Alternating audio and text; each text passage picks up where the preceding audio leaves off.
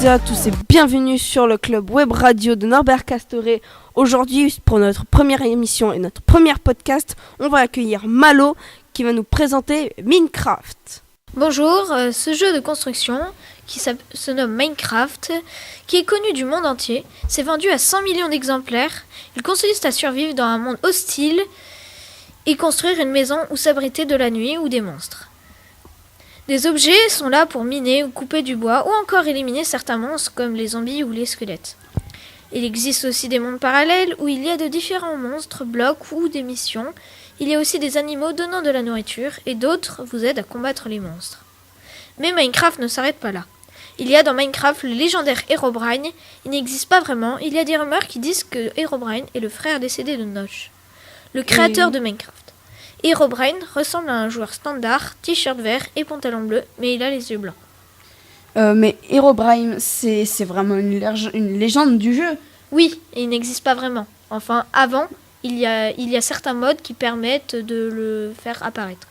Mais c'est un joueur ou c'est juste le créateur qui a voulu s'amuser à créer un nouveau personnage? Oui, c'est le créateur plutôt qui s'est amusé un peu à créer un nouveau personnage pour faire histoire de bien faire un peu peur aux gens qui y jouent.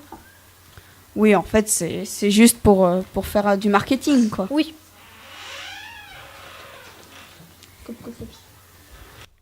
Alors merci, nous allons accueillir Inès qui va nous parler de Zelda. Alors bonjour Inès. Bonjour.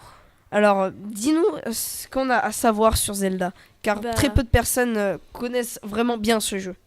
Déjà, il y a des livres, dont Zelda Majora's Mask, Perfect Edition, Ocarina of Time et d'autres éditions. Et si vous voulez savoir un peu un résumé du jeu, si vous ne le connaissez pas, c'est un univers de fantasy appelé Hyrule. Link doit récupérer les 8 fragments de la Triforce de la Sagesse afin de vaincre Ganon, délivrer la princesse Zelda et ramener la paix dans le royaume. Durant le jeu, Link se déplace librement et sans indication dans une carte du monde affichée en vue de dessus. Mais explorez également plusieurs donjons, labyrinthes souterrains. Ok. Majora's Mask, c'est un des derniers qui est sorti, à ce que j'ai entendu dire. Oui, il y a un an à peu près qu'il est sorti. Ok. Après, si vous voulez savoir les développeurs, c'est Nintendo, Capcom, Vandal, Grezzo, Monolith Soft. L'éditeur est Nintendo, distributeur Nintendo. Et les personnalités connues, c'est Shigeru Miyamoto et Takashi Tekuta. Alors merci, on va se retrouver maintenant avec Younes et Alexian pour la chronique jeux vidéo sur FIFA 18. Alors salut les gars. Salut à tous. Alors, qu'est-ce que vous avez à nous dire sur ce jeu vidéo qui est assez connu quand même? On va dire ce jeu vidéo, il s'appelle FIFA 18, comme vous pouvez l'avoir entendu. Donc on en a beaucoup entendu parler sur les réseaux sociaux, surtout Facebook.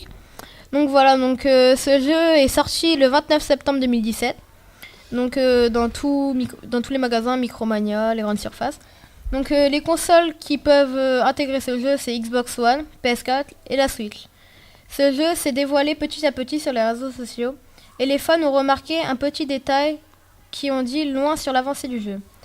Faite par le développeur du jeu en matière de réalisme, dans le prochain opus de la saga footballistique. Il y a aussi les choix des clubs, très très bon sujet. Il y a aussi les choix des clubs. Pour bien commencer sa carrière, il s'agit d'abord de bien choisir son club. Pas de grands changements par rapport à ce qu'on a, par rapport à d'habitude. Et Sport nous réserve toujours des surprises. Par contre, au niveau footballistique, on a un peu augmenté le niveau de jeu. Et il n'y a rien qu'à changer, sinon... J'avais une question pour toi, Alexian. C'est quoi ton équipe préférée dans ce jeu? C'est l'AS Monaco. Ah, ok. Donc, sur FIFA 18, qu'est-ce qui vous a plu sur ce jeu? Dès le premier coup de manette, qu'est-ce qui vous a plu? On va dire que moi, du coup, je suis sur PS4. Donc, ce qui m'a plu sur ce jeu, c'est surtout les graphismes. Aussi les nouveaux maillots. Et la nouvelle équipe du Paris Saint-Germain, donc avec Neymar, qui rentre donc au Paris, qui sort du Barça. Donc voilà, avec les nouveaux maillots, des belles figures au foot sur les matchs et tout ça, et des meilleurs graphismes. Ok. Et toi, Lexian? C'est aussi les graphismes, mais surtout la nouvelle, les nouveaux modes arrivés sur FIFA 18. Ok. Merci Alexian et Younes pour cette chronique sur FIFA 18. Alors, aujourd'hui, on va se retrouver encore sur Web Radio de Norbert Castoré avec Melvin qui va nous présenter sa podcast sur Harry Potter. Salut Melvin! Salut. Alors vas-y, dis-nous tout ce que tu as à dire. Harry Potter est une série littéraire de fantasy écrite par l'auteur britannique John Rowling. Les romans se sont arrêtés en 2007. La pièce de théâtre, qui est la 8e histoire officielle, a été jouée et publiée en 2016.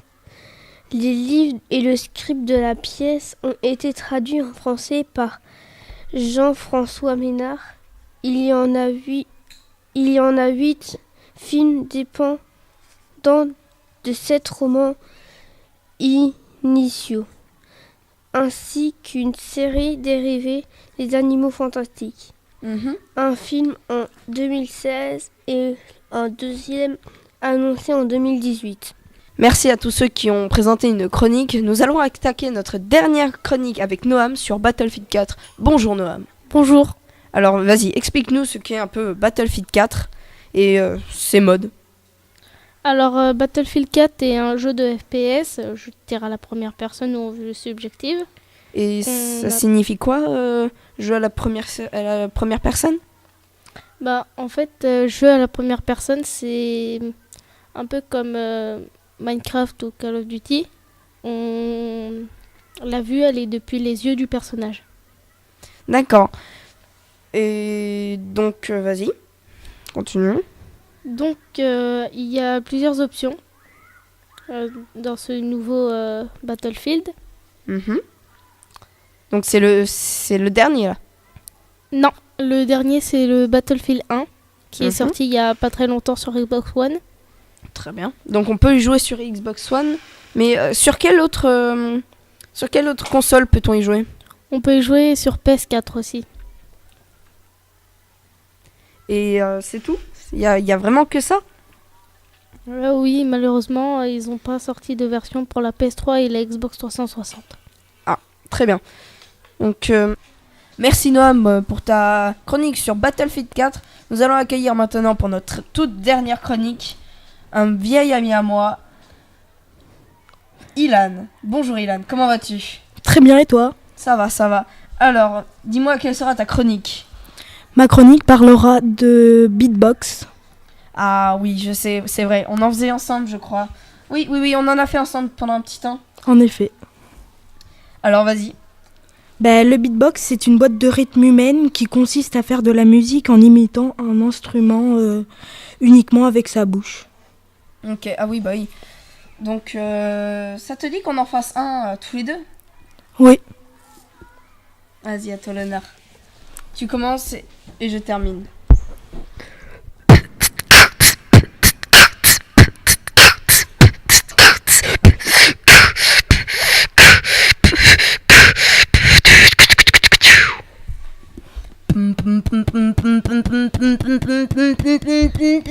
Every stop.